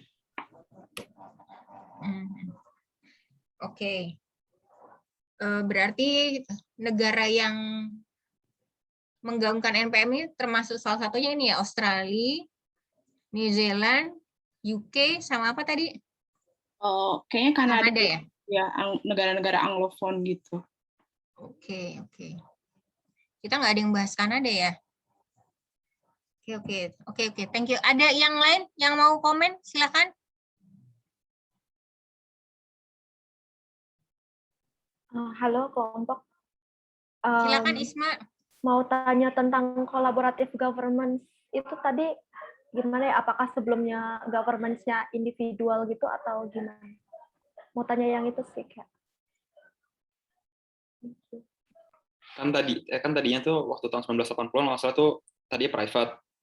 Terus kayak tadi yang dijelasin waktu tahun 2000-an kekurangannya tuh kurang melibatkan pihak eksternal. Nah, di tahun 2000-an makanya mulai dilibatkan pihak eksternal, terus jadi pemerintahannya itu lebih terbuka gitu. Oh, jadi maksudnya collaborative governance ini kayak yang eksternal itu ya? Iya. Kerjasamanya. Mau coba bantu. Jadi pertama di yang tahun 1980 itu kan baru berubah dari yang sistem administrasi yang ini tadi kan Anglophone Administrative Tradition. Nah, itu dia lebih cuman merubah administrasi dari negaranya sendiri ke hal yang lebih private itu kan. Ini kan private sector lebih fokus. Nah, kemudian di NPM itu dia mulai ada central konsepnya ke market gitu kan, mengacu ke market. Jadi dia mulai ada kolaborasi dengan publik gitu kan, mulai jadi ada kebagian eksternalnya, nggak cuma private doang. Kemudian di tahun 2000-an itu dia mulai ada koordinasi di dalam internal pemerintahannya tersebut. Makanya pas tahun 2010 tuh dibilangnya collaborative governance karena dia ada kolaborasi antara di private sector itu dan juga pihak eksternalnya itu citizen ya. Jadi ada citizen engagement dan lain-lainnya. Maksudnya gitu sih kenapa dia dibilang collaborative governance dari yang kita tangkap dari jurnal dan buku yang menjelaskan. Itu Isma. Oke, thank you Omar sama JE. Sama-sama. Kolaboratifnya itu dalam bentuk apa ya? Itu kembali lagi ke pertanyaan tadi ya. Apakah kayak kalau kita tuh ada namanya istilah participating budgeting kayak gitu. Apakah kayak gitu atau gimana sih? Kalian sampai sejauh itu nggak bacanya?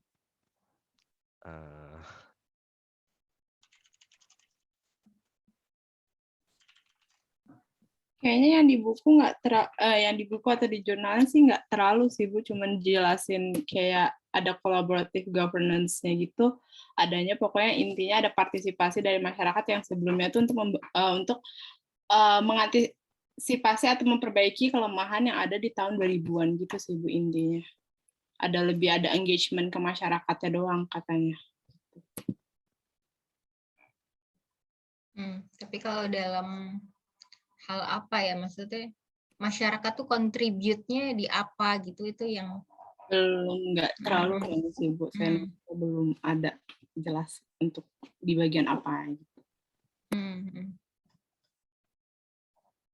Oke.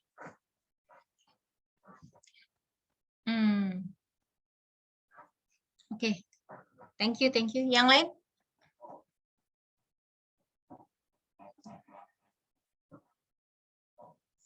Ada yang masih mau komen?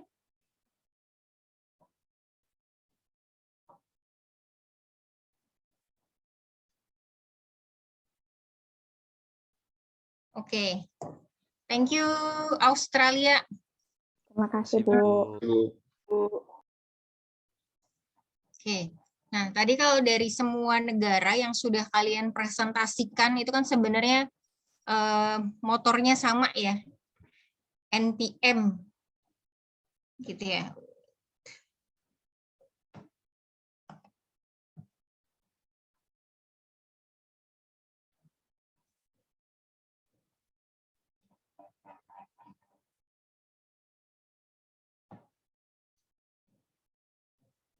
Kelihatan?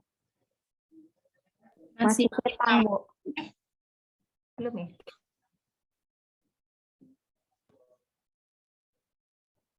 Sudah, Bu. Udah ya? Nah, motor penggeraknya itu kan sama ya. Bagian dari NPM atau NPFM. Gitu. Nah, ini gerakan yang awalnya muncul di Eropa tuh tahun 80-an, 90-an, itu terdengar nih sampai kita gitu. Nah, NPM ini merupakan salah satu latar belakang reformasi keuangan daerah. Jadi kita lebih fokus ke keuangan daerah ya, jadi ke local government-nya gitu. Nah, kalian mungkin udah familiar tadi sama NPM.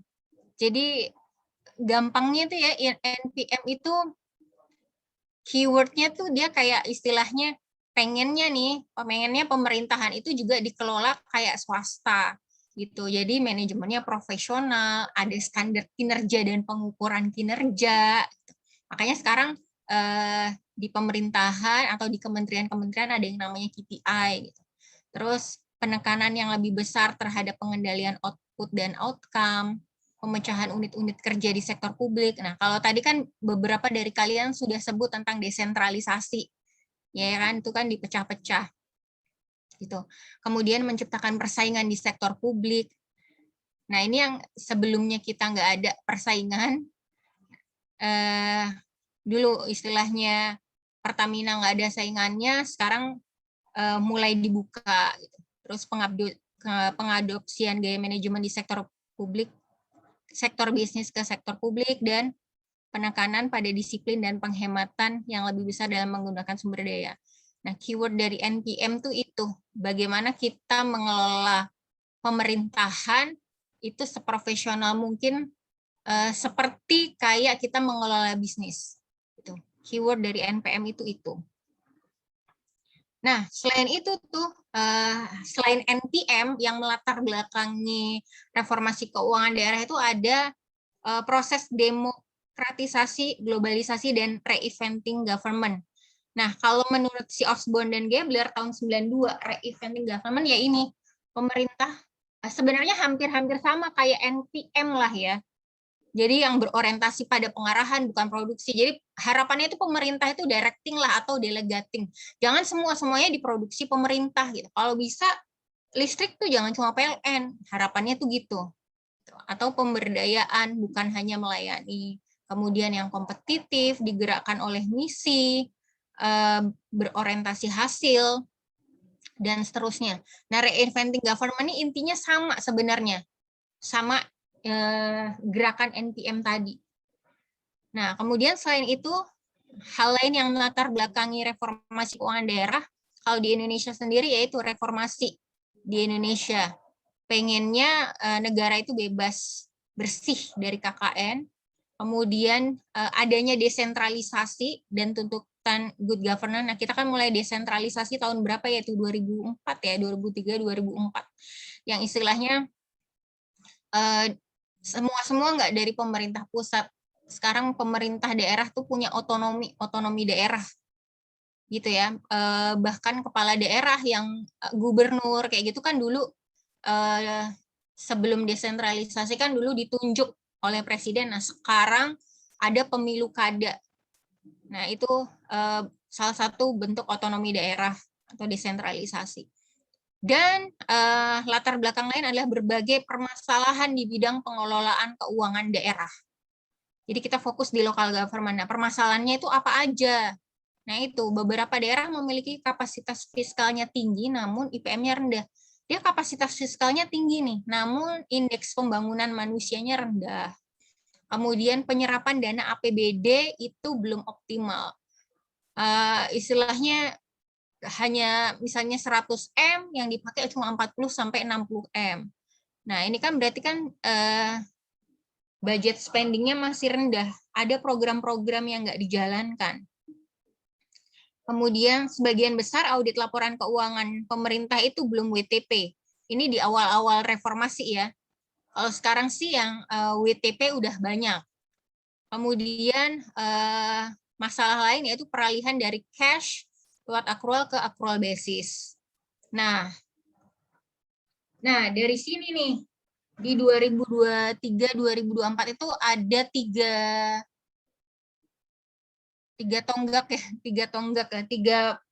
undang-undang yang menjadi tonggak reformasi pelaporan keuangan di pemerintah Indonesia. Nah, ini ada Undang-Undang Keuangan Negara, Undang-Undang Pembendaharaan Negara, dan Undang-Undang tentang Pemeriksaan Pengelolaan Tanggung Jawab Keuangan Negara. Nah, kalau dulu kan kita belum punya balance sheet, belum punya ini asetnya berapa, kewajiban pemerintah berapa. Nah, lahirnya 3 undang-undang inilah yang memicu adanya tuh pentingnya urgensinya laporan keuangan yang memperlihatkan adanya aset, adanya kewajiban, seperti itu.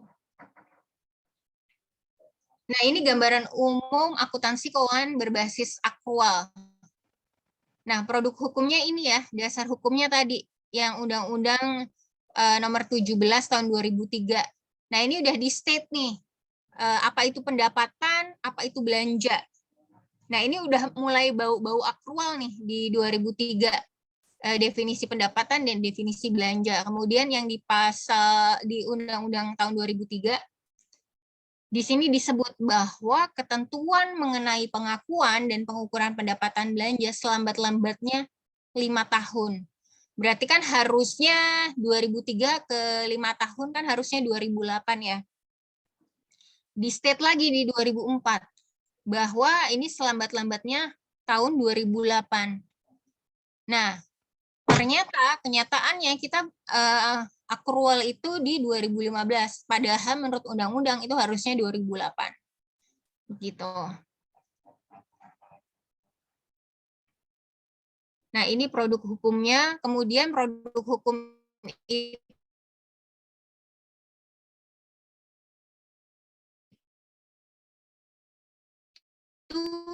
dilengkapi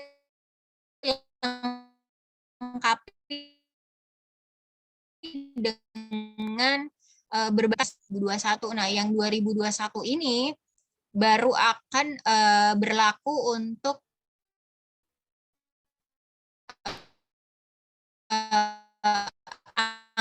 anggaran tahun 2022. Permendagri ya nomor 64 tahun 2013 tentang penerapan standar pemerintah berbasis. Ya? Suara Ibu dari tadi putus. Halo? Iya, Bu, suara Ibu dari tadi putus-putus, Bu, nggak kedengaran. Oh, iya. Ini masih aku tulisannya unstable sih. Ini udah stable belum? Masih agak kresek-kresek, Bu.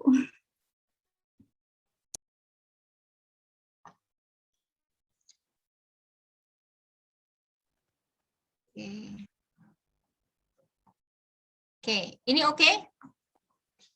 Udah, Bu. Udah, Bu.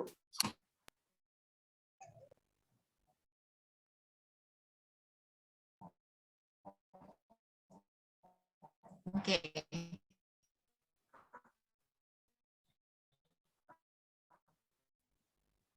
Undang-undangnya udah ada pedoman teknisnya, tapi biasanya karena kita udah otonomi ya, ini biasanya pemerintah daerah itu harus punya produk hukumnya juga. Gitu. Dan biasanya pemerintah daerah tuh kayak kadang ya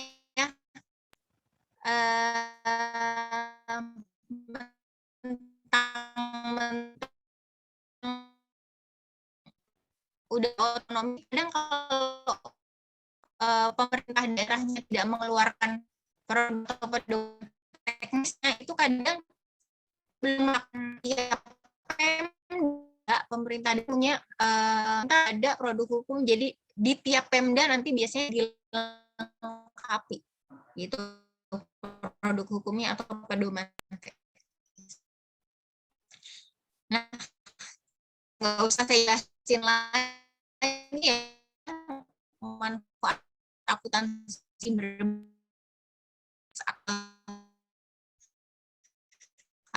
Ibu. Salah satunya untuk mengukur kinerja. Kalau yang kinerja belakang kalau dari aku. Jadi harapan mengukur kinerja.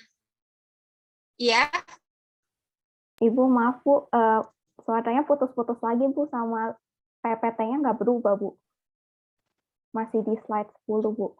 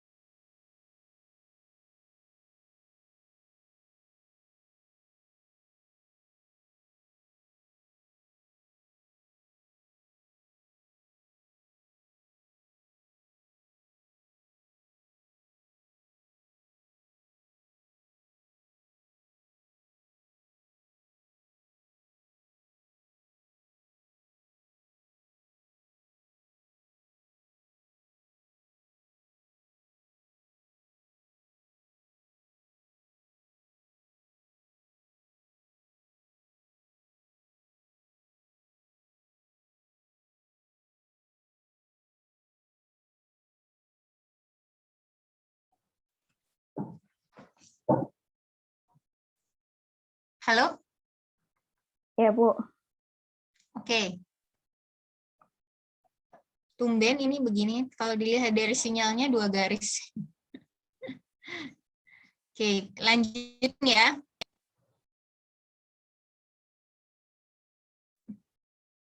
Tadi sampai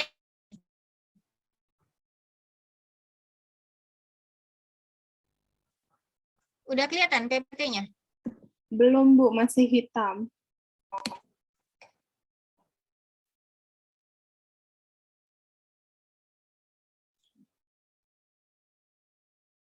Ini udah kelihatan ya? Belum, Bu. Masih hitam, Bu. Belum, Bu. Udah, Bu. Udah. Saya juga ngeliat kalian nge-freeze.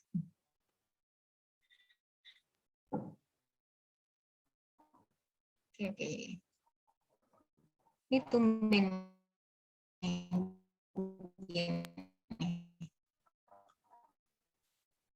Internetnya unstable. Udah? Sudah, Bu.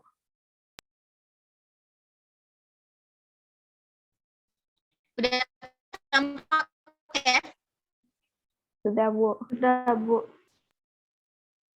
Tapi Ibu masih putus-putus. Oke.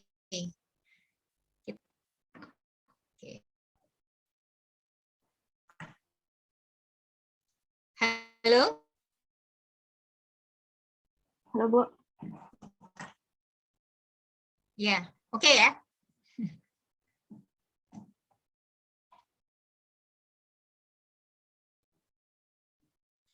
Oke, boleh off cam dulu deh. Saya off cam dulu. Tapi nggak ngaruh ya. Yang ngaruh kan di saya, wifi-nya saya.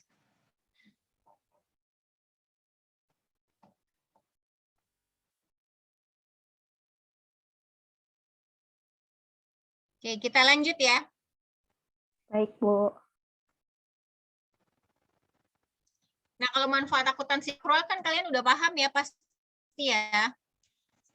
Mengukur kinerja sesungguhnya dan mengukur efisiensi yang dilakukan oleh Pemda gitu. Kalau kita udah di accrual basis kan jelas ada expense, jelas ada apa? Oh, ini revenue-nya sekian. Jadi bisa ngukur efisiensi. Misalnya expense dibandingkan revenue-nya gitu. Kalau yang di efisiensinya based on accrual basis ya. Accrual basis. Kalau dulu mungkin hanya expenditure dibandingkan penerimaan. Gitu. Nah, kalau yang sekarang berbasis accrual, efisiensinya bisa dilihat dari berbagai sisi. Gitu. Terutama pakai data-data accrual basis. Nah, tadi ini yang sudah saya sebutkan di muka ya. Walaupun kita punya produk hukum dari negara, dari pusat, dari PMK, dari apa peraturan Kementerian Keuangan, dari Pemendagri, tapi kalau Pemdanya belum menerbitkan produk hukum, kadang tuh daerah tuh tidak tidak accrual basis gitu. That's why walaupun pusat udah ngeluarin, di tiap-tiap daerah itu juga harus punya produk hukum. Itu istilahnya yang ngetok palu lah. Oh ya, ini daerah ini harus melakukan, harus accrual basis. Gitu. Nah, nanti ini nih yang akan kita buat nih nanti di pertemuan berikutnya. Kita akan membuat laporan keuangan ini, tapi kita cuma sampai neraca aja deh kayaknya. Sampai neraca aja. Nah, nanti di sini nih sebenarnya accrual basis yang kita jalani ini sebenarnya masih mengakomodir cash basis sebenarnya. Nah, yang cash basisnya di sini nih, laporan pelaksanaan anggaran. Jadi di sini ada laporan realisasi anggaran dan laporan perubahan saldo anggaran lebih. Nah, yang full accrual basis di sini laporan keuangannya. Ada laporan operasional. Kalau kita sebutnya biasanya income statement gitu ya, walaupun kita nggak ada net income-nya. Kita bilangnya surplus gitu ya. Nah, kemudian ada laporan perubahan ekuitas, ada neraca, sama laporan arus kas. Nah, jadi ada 7 ini nih, laporan pemerintah daerah, laporan yang akan dihasilkan oleh pemerintah daerah. Nah, ini kan, sebenarnya walaupun kita accrual basis, sebenarnya kita masih mengakomodir mengakomodir yang cash basis. Bagaimanapun kan anggaran itu kan dokumen yang paling penting. Nah, that's why laporan realisasi anggaran itu juga diperlukan. Biar tahu ini anggarannya sekian, realisasinya seperti apa. Gitu. Nah, ini saya nggak usah jelasin ya. Basis kas sama basis akrual nih kalian udah paham banget. Nah, sekarang yang tugas hari ini nih ini. Nah, kita kan sudah accrual basis nih. Halo? Suara saya terdengar? Kedengaran, Bu. Kedengaran, Bu. Oke. Nah, masih dengan kelompok yang sama, yang Indonesia, UK, Itali. Cari jurnal penelitian yang mengangkat penerapan akuntansi akrual dan bagaimana perkembangannya sejauh ini. Jadi, setelah reformasi, kan mereka menerapkan akuntansi akrual. Bagaimana perkembangannya? Kalau belum sukses, apa kendalanya? Kemudian kalau sudah sukses, apa kunci kesuksesan penerapannya? Gitu. Bisa dipahami? Ini kelompoknya sesuai. Jadi kalau misalnya kemarin dapat Itali, berarti cari penerapan akuntansi akrual di Itali. Berarti ini jurnal-jurnal baru nih, jurnal-jurnal 2000-an ke atas. Kalau di Indonesia pasti jurnal 2015-an ke atas. Gitu. Jadi yang istilahnya penelitian ini mengcapture implementasi accrual accounting di negara tersebut. Gitu. Mungkin keywordnya adalah accrual accounting implementation atau actual implementation, itu keywordnya.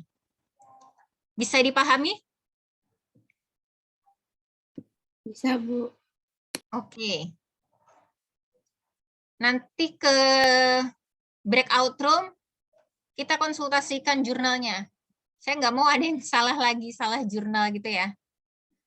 Oke. Baik, Bu. Saya matikan dulu.